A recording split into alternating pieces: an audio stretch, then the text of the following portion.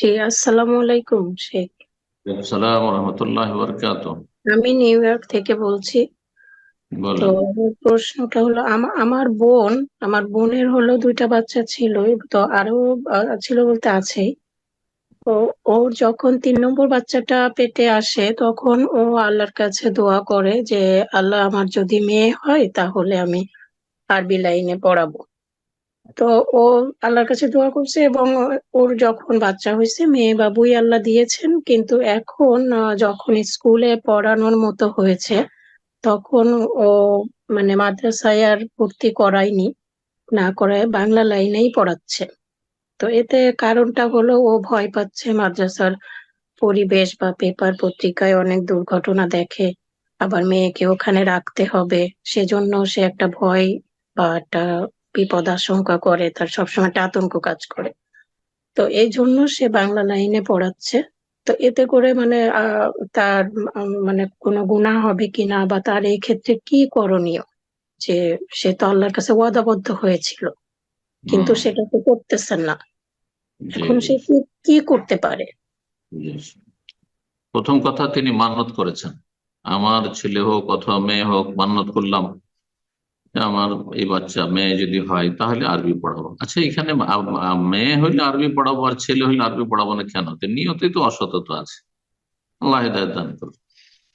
তো যাই হোক, তারপরে মেয়ের সম্পর্কে মান্যত করেছেন, নজর মান্যত করেছেন যে মেয়ে হইলে আমি তাকে আরবি পড়াবো, ইসলামিক লাইনে পড়াবো। এখন পড়াচ্ছেন না, স্বেচ্ছায় পড়াচ্ছেন না, নিরুপায় নয়, তাহলে তিনি নিঃসন্দেহে গুনাহগার। তিনি ফরজ ত্যাগকারী, কারণ মান্যত পুরা করা ফরজ। মান্যত করা জায়েজ, মুস্তাহাব নয়, উত্তম নয়।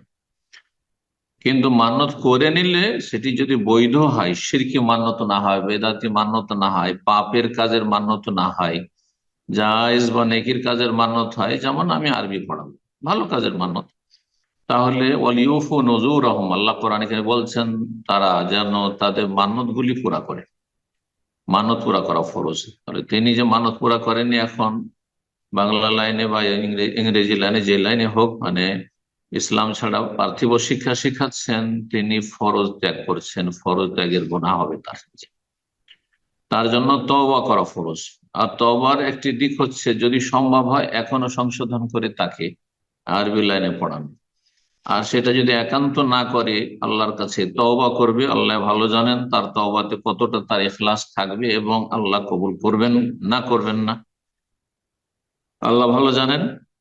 আর তার সাথে বলবো যে মান্যত যেহেতু পুরা করলো না, সেই জন্য মান্যত পুরা না করলে সেটির ক্ষেত্রে কসমের কাফারা দিবে। কসমের কাফারা দিবে।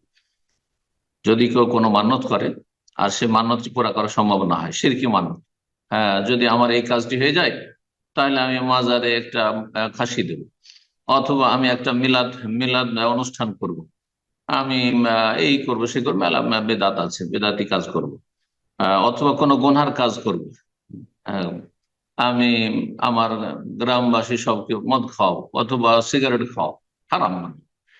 তাহলে এইরকম কোন শিরকি মান্যত হোক, বেদাতি মান্যত হোক, কোন পাপের কাজের, হারাম কাজের, অন্যান্য পাপের কাজের মান্যত হোক, যদি কোন হারাম কাজের মান্যত করে, সে মান্যত পুরা করা জায়েজ নয়। ও কাফারা তো কাফারা দেন, তার কাফারা হচ্ছে কসমের কাফারা। কসমের কাফারা দিবে। জি। কসমের কাফারা হচ্ছে 10 মিসকিনকে খাওয়ানো বা 10 মিসকিনকে কাপড় পরানো। আর গরিব মানুষ যদি এটাও করতে না পারে, 10 মিসকিন খাওয়াতে পারে, তখন 3টি রোজা, এমনি 3টি রোজা রাখলে হবে না, যেখানে 10 জন মিসকিনকে খাওয়াতে পারবে। তা আপনার বোনকে বলেন 10 মিসকিনকে খাওয়াবে এবং আল্লাহর কাছে তওবা করবে, কারণ সে স্বেচ্ছায় পারবে। তারপরেও না, ভয় করার কি আছে? সব জায়গায় ভয় আছে, কেন স্কুল কলেজে হয় না? স্কুল কলেজে এইসব অঘটন ঘটে না? কত রকমের পাপ হচ্ছে সেখানে, পাপের পরিবেশ অধিকাংশ ক্ষেত্রে। সেখানে কি করে কি সাহসে দিচ্ছে না? আল্লাহ সঠিক বুঝ দান করুন, ইমানে আল্লাহ শক্তি দান করুন। বারাকাল্লাহ ফিক।